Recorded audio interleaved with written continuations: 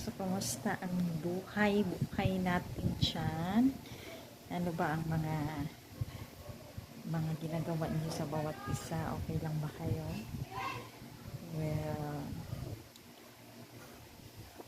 naghahanap ako ng kausap. Sana okay lang kayo. Wala lang. Wala lang. Gusto ko lang makapag-usap kung kung saan kayo, kung ano ang meron sa inyo dyan.